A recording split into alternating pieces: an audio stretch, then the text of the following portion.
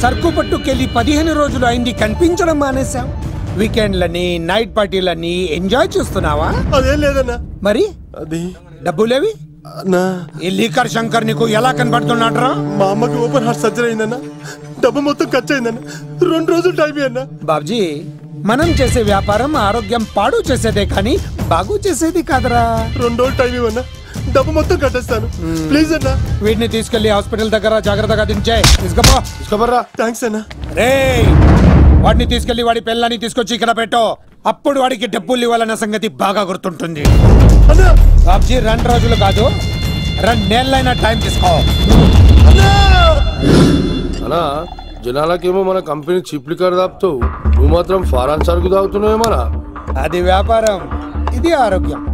ఏంటి లాయర్, మన కేసులో ఎంతవరకు వచ్చాయి? అన్నా, నీకు విషయం చెప్పాలన్నా.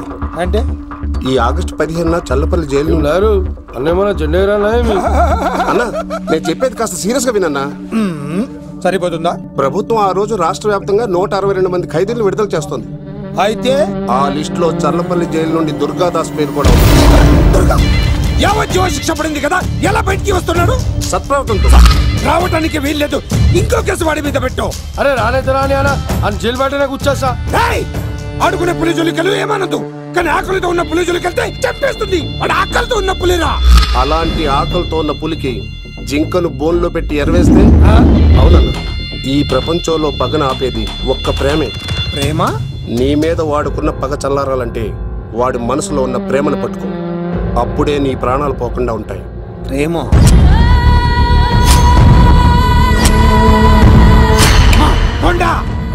ఆ దుర్గాదాస్ గాడి బిడ్డ ఎక్కడున్నా వెతుకో. వాడు బయటకు వచ్చేలోపు ప్రాణాలతో పట్టుకో.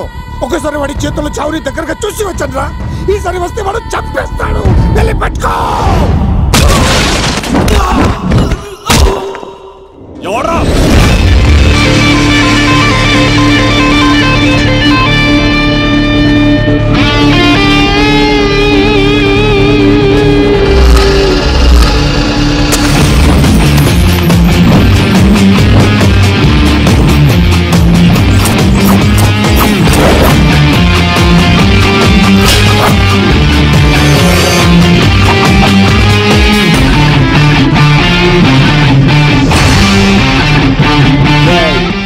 పాండో వడ్రా ఇక్కడ చిందేయాలంటే చిరంజీవి, డైలాగ్ చెప్పాలంటే ఎన్టీఆర్, ఫైట్ చేయాలంటే ప్రభాస్, తుమ్ము లేపాలంటే కత్తిసీను. ఒరే దూరదర్శన్, విత్ వెపన్స్ తో వచ్చా, కోడేసుకున్నా రండ్రా. అబ్బో, కొంచెం తేడా గానీ మనం ఇక్కడ ఉంటేది ఏం చెప్ప.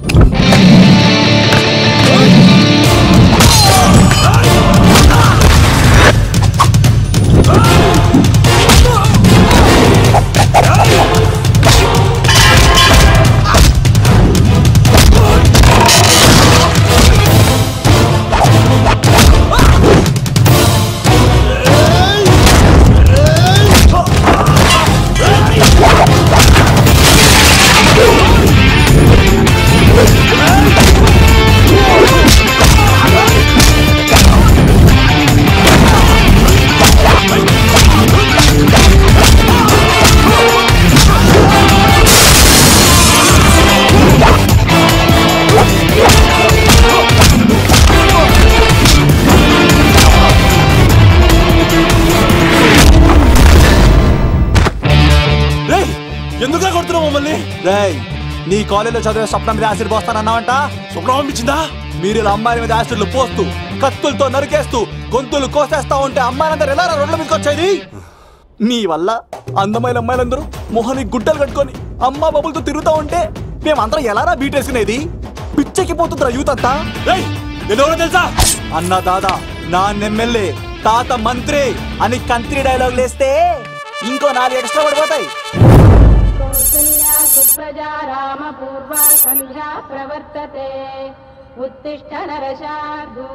స్వామి, నాకు డబ్బు, చీరలు, నగలు, మేడలు, మిద్దెలు ఇవేమీ వద్దు స్వామి.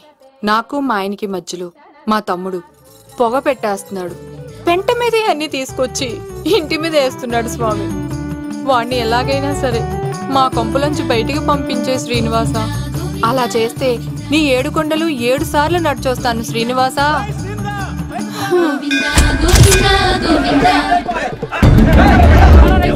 ఏమైంది అన్నయ్య గారు? బాగుందమ్మా, నువ్వు అన్నయ్య అని పిలుస్తున్నావు, నీ తమ్ముడు నన్ను మామయ్య అని పిలుస్తున్నావు.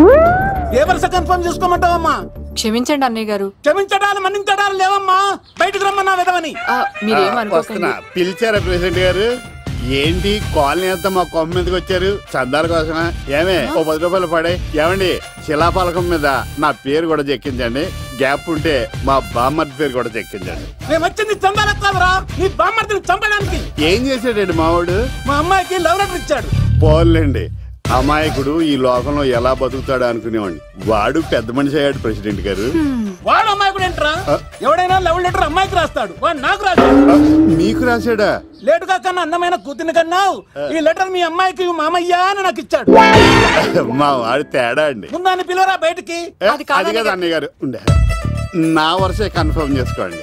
ఆ అమ్మాయి అదృష్టవంతురాలు, వీధిలోనే మంచి సంబంధం దొరికింది. వచ్చే నెల కళ్యాణమస్తు కార్యక్రమంలో కొండ మీద పెళ్లి చేద్దాం. నువ్వు బావవా బ్రోకర్వా? అరే నీ బామ్మర్ది ముఖానికి ఒక లబట్రా. నా బామ్మర్దిని అంత మాట అంటారా? నా పెళ్ళనన్న పర్లేదు కానీ నా చేతులు తెచ్చు.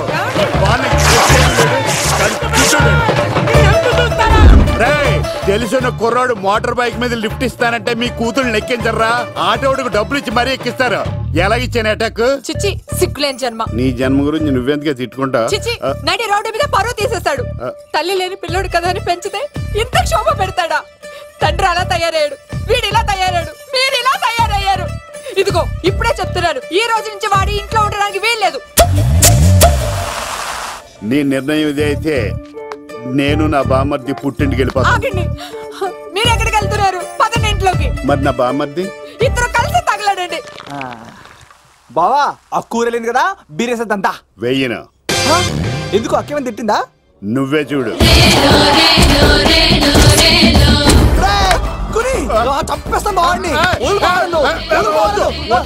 నువ్వు జైలుకి వెళ్తే బతకలేను. ఫోన్లే మర్యాద కొంటే లెటర్ అడిగిస్తే ఆడు కూతురికి ఇవ్వకుండా ఇంటి మీదకి వస్తాడా?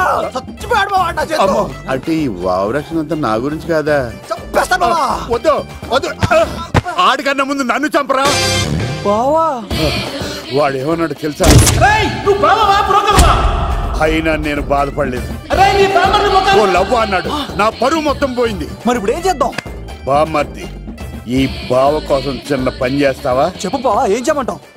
వాడి కూతురి కంటే అందగత్తెని నువ్వు ప్రేమించి పెళ్లి చేసుకుని తీసుకురావాలి. ఎక్కడైతే నా పరువు పోయిందో, ఏ కాలనీ వాళ్ళ దగ్గర నన్ను నా బామ్మర్దిని చీకొట్టాడో,